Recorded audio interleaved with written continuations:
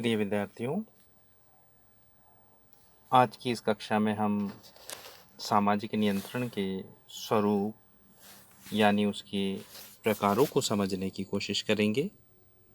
इससे पूर्व के वीडियो में हमने या पूर्व की कक्षा में हमने सामाजिक नियंत्रण के अर्थ और उसके महत्व और आवश्यकता को समझा था। इसलिए उस कक्षा में आप सामाजिक नियंत्रण का अर्थ समझ ही चुके हैं। अब हम यहाँ पे चर्चा करेंगे सामाजिक नियंत्रण के स्वरूप यानी उसके फॉर्म्स, उसके प्रकारों की। तो जैसा कि आप जानते हैं कि सामाजिक नियंत्रण के अनेक प्रकार हो सकते हैं और इन प्रकारों को हम अलग अलग विद्वानों के शब्दों में उन्हीं के अनुरूप समझने की कोशिश करेंगे। जैसे सर्वप्रथम हम कूले और बर्नार्ड नामक समाजशास्त्रियों द्वारा सामाजिक नियंत्रण के बताए गए प्रकार की बात करेंगे। वो सामाजिक नियंत्रण के दो प्रकार या दो स्वरूप बताते हैं, चेतन नियंत्रण और अचेतन नियंत्रण। इसका आधार जो है प्रकार का, उनका विभाजन का, कूले एवं बर्नार्ड का, वो है चेतनता। यानी चेतनता के आधार पे वो सामाजिक नियंत्रण को दो भागों में बांटते हैं, चेतन नियंत्रण और अचेतन नियंत्रण। चेतन नियंत्रण का मतलब होता है जब हम पे सोच समझकर, जानबूझकर नियंत्रण किया जाता है और हम उसका पालन करते हैं। मान लीजिए कि आप लाल बत्ती क्रॉस कर रहे हैं बिना हेलमेट के, तो आपको पता है आपका चालान हो सकता है, वो चेतन नियंत्रण है आपके ऊपर। तो आप अगर वहाँ हेलमेट लगा रहे हैं तो मतलब आपने जानबूझ के, सोच समझ के उस हेलमेट को लगाया है चालान से या उस जुर्माने से बचने के लिए, नियम से पालन करने के लिए, जिसका उद्देश्य आपकी सुरक्षा है। मगर कुछ नियंत्रण अचेतन भी होते हैं, यानी हम सोशलाइजेशन के कारण, हम समाजीकरण जो हमारा, उस कारण हम, हमारे मन में पहले से एक चीज, हमारे व्यवहार में कोई चीज आ जाती है, तो हम जानबूझ के सोच समझ के हर बार ऐसा नहीं करते कि भाई या हमें कोई हर बार सोचना पड़ रहा उस चीज के लिए। अगर हम कोई ऐसा व्यवहार करते हैं, ऐसा कोई निर्णय करते हैं, तो उसे हम अचेतन नियंत्रण की श्रेणी में रखते हैं। यानी जब आपको हमेशा सोच समझ के उस व्यवहार को नहीं करना होता। जैसे मान लीजिए मैं आपको बताऊं कि आप अगर किसी मंदिर के सामने से निकलते हैं और आपका अगर सिर झुकाते हैं या हाथ जोड़ते हैं, तो हर बार आपको ये सोचना नहीं पड़ता कि मंदिर के सामने से आप निकल रहे हैं तो हाथ जोड़ेंगे, सिर झुकाएंगे। या मान लीजिए कोई परिचित घर आता है तो उसको अभिवादन करते हैं या सामने मिलता है, तो इन सब चीज़ों के लिए हर बार सोचने की आवश्यकता नहीं होती, बल्कि हमारा मस्तिष्क पहले से ही उन सब कार्यों के लिए तैयार होता है। तो उसको हम अचेतन नियंत्रण कहते हैं। इसी तरह नियंत्रण का जो दूसरा स्वरूप है या प्रकार है, वो कार्ल मैनहिम ने बताया है और उसका आधार है प्रत्यक्षता। यानी प्रत्यक्षता के आधार पे कार्ल मैनहिम दो तरह के सामाजिक नियंत्रण के प्रकार या स्वरूप बताते हैं, प्रत्यक्ष नियंत्रण और अप्रत्यक्ष नियंत्रण।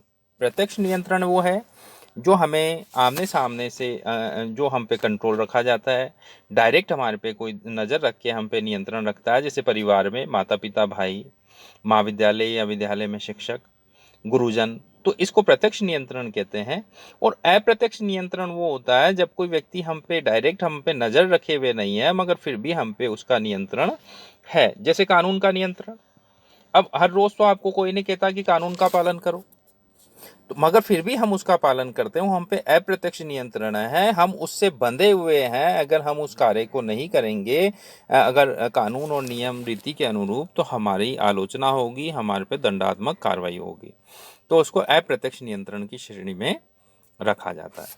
इसी तरह तीसरा जो स्वरूप बताया है या प्रकार बताया है, वो है किम्बाल यंग के अनुसार। किम्बाल यंग नामक समाजशास्त्री सकारात्मकता के आधार पर दो तरह के नियंत्रण बताते हैं, सकारात्मक नियंत्रण और नकारात्मक नियंत्रण। सकारात्मक नियंत्रण का मतलब है कि मान लीजिए कि अगर आपको ये कहा जाए कि आप परीक्षा में फर्स्ट आएंगे कक्षा में, तो आपको ये इनाम दिया जाएगा, ये तो हो गया सकारात्मक नियंत्रण। या मान लीजिए आपके पिताजी या माताजी आपको कहते हैं कि अगर आप इस बार अच्छे से परीक्षा में पास हो जाएंगे तो आपको नई गाड़ी दिला दी जाएगी। तो ये एक पॉजिटिव मोटिवेशन के साथ ये नियंत्रण है। और दूसरा नियंत्रण नकारात्मक हो सकता है। नकारात्मक नियंत्रण, जैसे मान लीजिए कि आप पे अगर कोई गलत कार्य करे और जुर्माना हो जाए, तो नकारात्मक नियंत्रण यानी नकारात्मक दंड और जुर्माने के द्वारा अगर नियंत्रण को आलोचना के द्वारा उलाहने के द्वारा अगर रोका जाता है तो उसको हम कहते हैं नकारात्मक नियंत्रण। इसी तरह जॉर्ज गुरविच ने संगठन के आधार पर भी दो तरह के नियंत्रण को बताए हैं, संगठित और असंगठित नियंत्रण का उन्होंने प्रकार बताया है। जॉर्ज गुरविच अपने एक लेख सोशल कंट्रोल में इसको बताते हैं। वो कहते हैं कि दो तरह के नियंत्रण हो सकते हैं, एक तो संगठित और एक असंगठित। संगठित नियंत्रण वो नियंत्रण है जो किसी संगठन या किसी एजेंसी के द्वारा आप पे लागू किया जाता है, जैसे मान लीजिए पुलिस प्रशासन है, या मान लीजिए इसी तरह की मान लीजिए कि महाविद्यालय है किसी कार्यालय के द्वारा, तो जिसमें एक संगठन पाया जाता है, अगर उस तरीके से आप पे कोई नियंत्रण हो रहा है तो उसे हम संगठित नियंत्रण के रूप में मानते हैं। यानी किसी संगठन किसी एजेंसी के द्वारा अगर नियंत्रण है तो संगठित नियंत्रण। असंगठित नियंत्रण वो होता है जहाँ कोई संगठन हम पे नजर नहीं रखे हैं, बल्कि हम परंपराओं, प्रथाओं, रीति रिवाजों इत्यादि के प्रभाव के कारण इत्यादि को सीखने के कारण अगर हम उसका पालन कर रहे हैं तो वो असंगठित नियंत्रण की श्रेणी में हमारे ऊपर माना जाएगा। तो उसको हम संगठित और असंगठित नियंत्रण के रूप में जानते हैं। जो संगठित नियंत्रण होता है वो औपचारिक नियंत्रण होता है, और जो असंगठित नियंत्रण है वो अनौपचारिक नियंत्रण की तरह भी माना जा सकता है।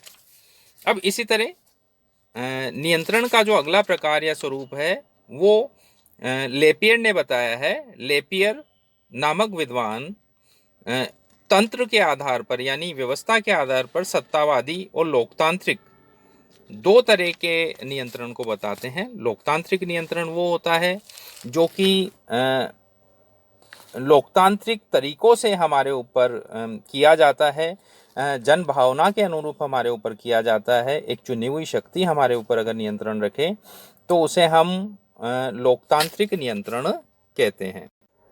इसके विपरीत यदि जन भावनाओं के विपरीत एक तानाशाही शक्ति अगर हम पे नियंत्रण रखती है तो उसे हम सत्तावादी नियंत्रण के रूप में कह सकते हैं, जो एक निरंकुश शासक स्वेच्छाचारी शासक के द्वारा ऐसा होता है। पहले तो ऐसा बहुत होता था, अब कुछ ही देशों में इस तरह के नियंत्रण हमें देखने को मिलते हैं जहाँ पर कि लोकतंत्र नहीं है, तो इस तरह का नियंत्रण हो सकता है। इसी तरह समाजशास्त्री गिडिंग्स ने पुरस्कार और दंड के रूप में नियंत्रण को बांटा है, पुरस्कार के द्वारा नियंत्रण और दंड के द्वारा नियंत्रण। जैसा कि हम पहले भी सकारात्मक और नकारात्मक नियंत्रण में समझ चुके हैं कि मान लीजिए किसी कार्य करने को आपको कहा जाए कि अगर ये करेंगे तो आपको ये लाभ मिलेगा या आपको इनाम दिया जाएगा, वो सकारात्मक या पुरस्कार के द्वारा नियंत्रण है।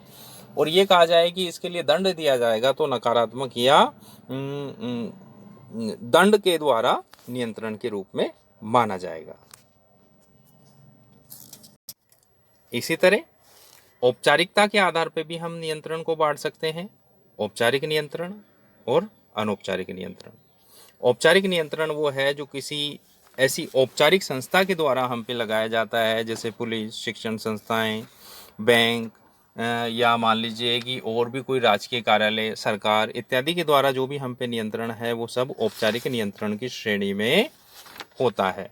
इसके अलावा इसके विपरीत जो भी लिखित नियम के तहत जो हम पे नियंत्रण, अगर अलिखित नियमों के तहत परंपराओं, प्रथाओं, रीति रिवाजों, संस्कारों के आधार पर कोई नियंत्रण है तो उसे अनौपचारिक नियंत्रण के रूप में हम मानते हैं। तो इस तरीके से आपने कुछ नियंत्रण के प्रमुख प्रकारों को समझने का प्रयास किया है। आप इनको बार बार सुने तो आपको ये चीज़ ज़्यादा अच्छे से समझ में आएगी। तो इस तरीके से नियंत्रण के विविध प्रकार जो अलग अलग समाजशास्त्रियों ने दिए, आज हमने उनको समझने का प्रयास किया है। तो इसे आप असाइनमेंट के रूप में इस आज के टॉपिक को एक प्रश्न के रूप में लेते हुए पुस्तक से पुनः पढ़ें, पुनः इस वीडियो को देखें और 2-3 बार पढ़ने और समझने के बाद जब आप को अच्छे से याद हो जाए तो आप अपने शब्दों में जब आप इसको समझ लें तो अपने शब्दों में आप लिखें और असाइनमेंट के रूप में उसको लिखने का प्रयास आपको करना है। सॉरी। इसके अलावा कोई दिक्कत हो तो व्हाट्सएप ग्रुप पे चर्चा कर सकते हैं। Thank you.